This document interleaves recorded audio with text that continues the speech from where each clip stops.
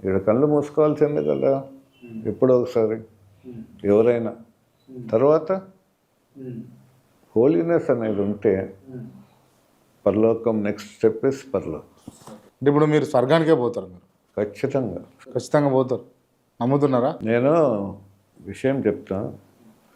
బాంబులతో తుపాకులతో ధైర్యంగా ఉండేవాడిని, కానీ ఆ దినాల్లో ఒక సమాధి పెట్టి ఎవరైనా తీసుకొని పోతే భయపడేవాడిని.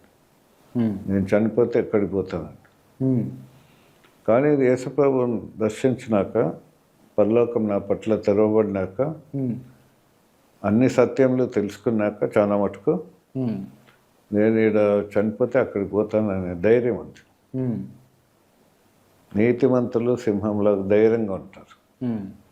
నేను చనిపోతే సమాధి చేస్తారు, పెట్టెలో పెడతారు, దాంట్లో మట్టి వేస్తారు, అదంతా ఏం లేదు, ఆ డిక్షనరీలో లేదు. ఓన్లీ దేవుడు, నేను, పరలోకం.